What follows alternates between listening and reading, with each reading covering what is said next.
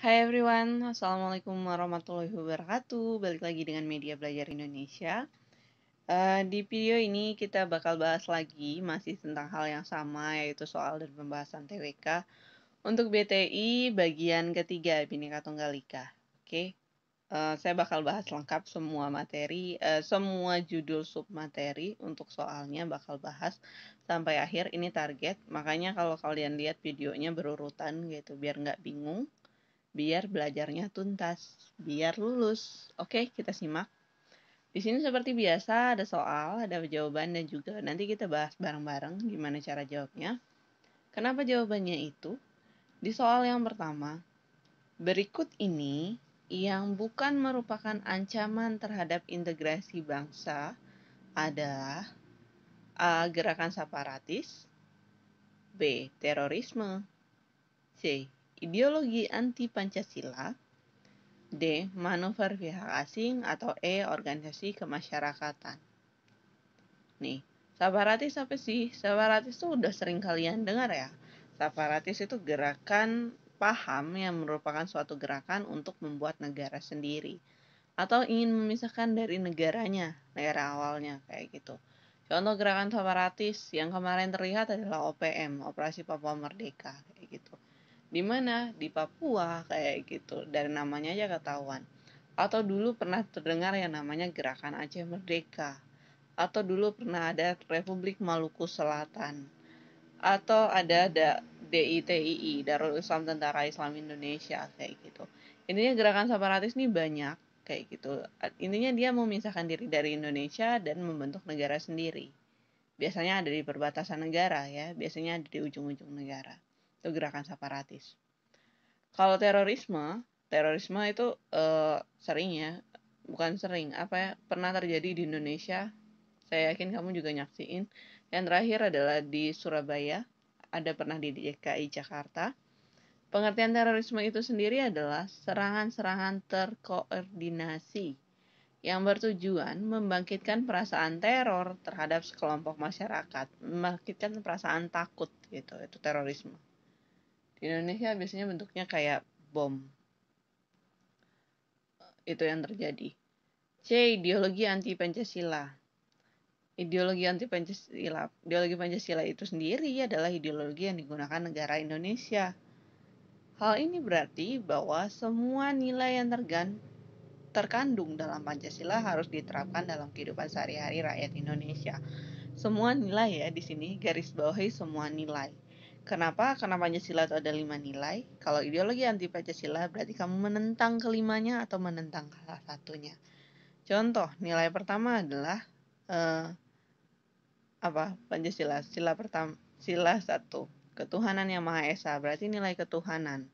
Kamu sebagai masyarakat Indonesia itu harus beragama, nggak boleh melawan Tuhan. 2. Nilai kemanusiaan. Sesama manusia harus saling menghargai. 3. Nilai persatuan. Berbeda-beda suku harus tetap bisa bersama. 4. Nilai kerakyatan. Kita sebagai ini, sebagai rakyat itu harus bermusyawarah kayak gitu. 5. Nilai keadilan sosial kayak gitu. Sebagai masyarakat, sebagai rakyat kita harus mendapatkan perlakuan yang adil dari negara kayak gitu. Kalau kamu anti Pancasila, berarti kamu melanggar kelima nilai tersebut. Oke.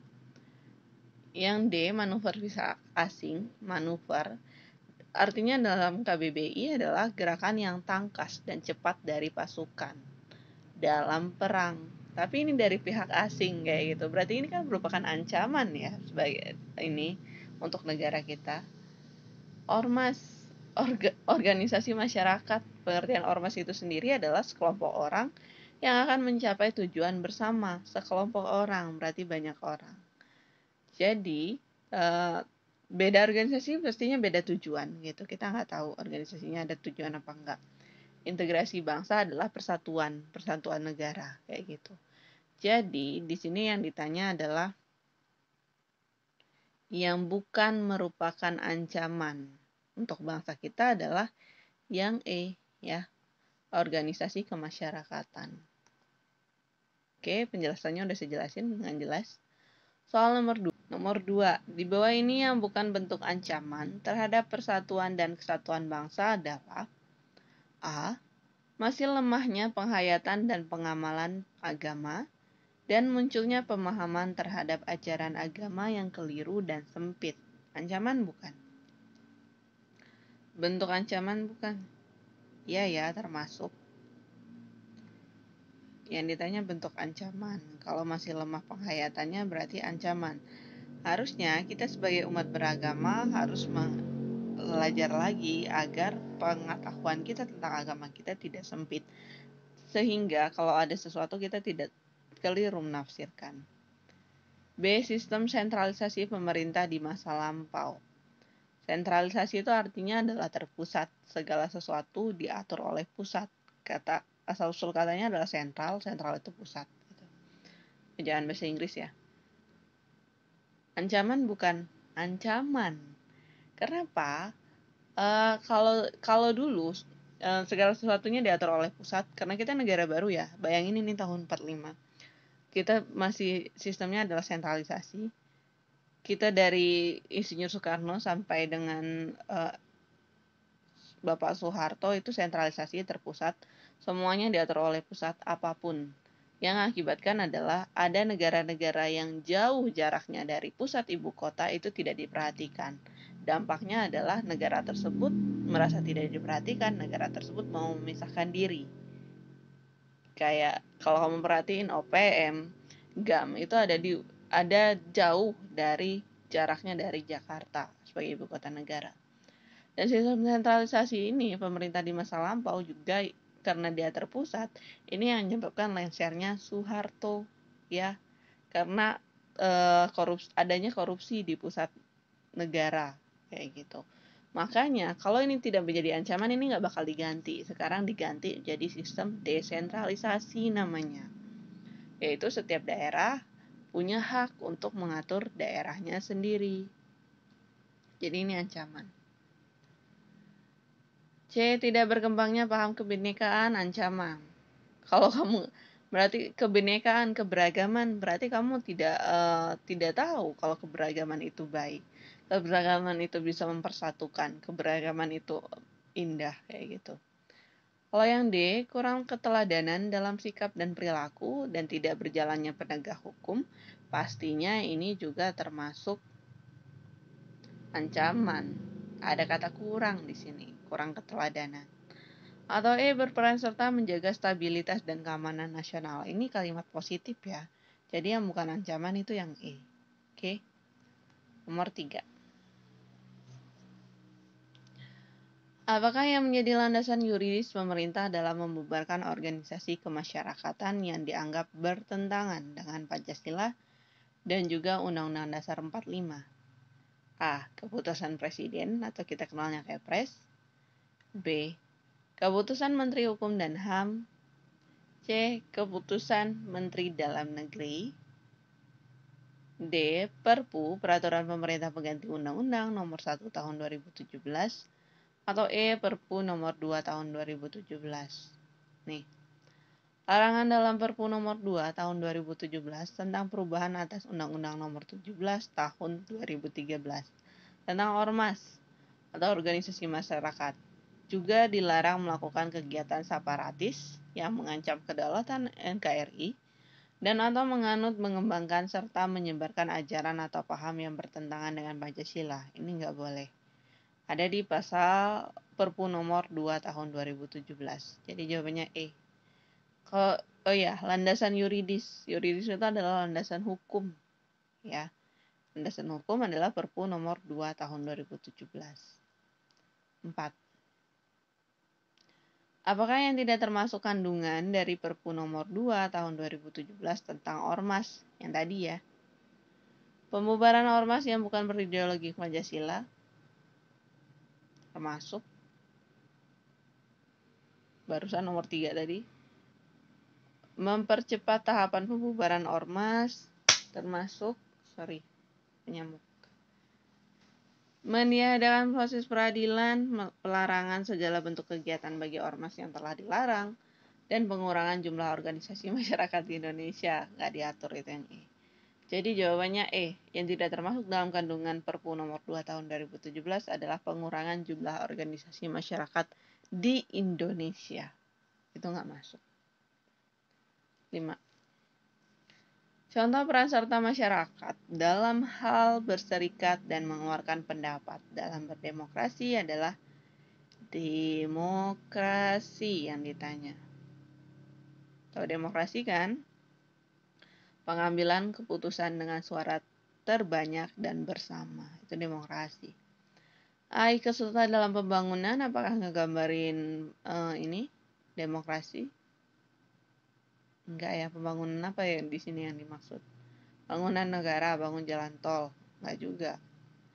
B, menjadi warga negara yang baik, agak rancu gitu. Ini tidak memperjelaskan sesuatu. C, patuh disiplin terhadap peraturan, patuh disiplin berarti kan nurut. Kalau demokrasi kan ini ada komunikasi sebelumnya, ada pendapat di sini kayak gitu. Kalau patuh aja berarti nurut aja, berarti bukan. D, menjadi saksi dalam sidang pengadilan, apakah dalam demokrasi atau aktif dalam suatu organisasi? Jawabannya yang E, aktif dalam suatu organisasi adalah contoh dari berdemokrasi, mengeluarkan pendapat kayak gitu. Kenapa? Karena kalau kita berorganisasi, di situ ada diskusi, di situ ada mencapai tujuan bersama, mengambil keputusan yang suara terbanyak, itu diajarkan di dalam organisasi. Jadi jawabannya yang E. 6. Manusia sebagai individu bersifat nyata, artinya A. Masyarakat berupaya untuk selalu merealisasikan kepentingan, kebutuhan, dan potensi pribadi yang dimilikinya.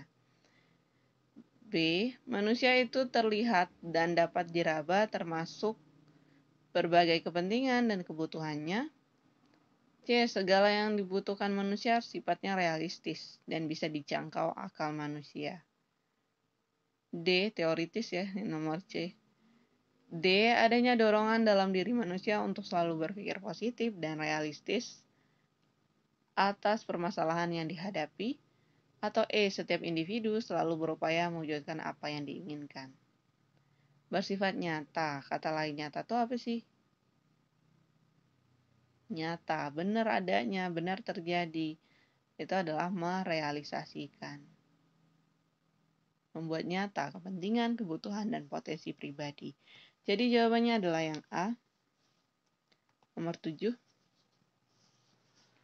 Sebagai nilai dasar yang diyakini oleh bangsa, Pancasila merupakan ideologi negara yang menjadi sumber kaidah hukum yang mengatur NKRI. Pernyataan tersebut menjelaskan hubungan antara, dia ngomong yang jelas di sini adalah Pancasila. Berarti ini hubungan Pancasila.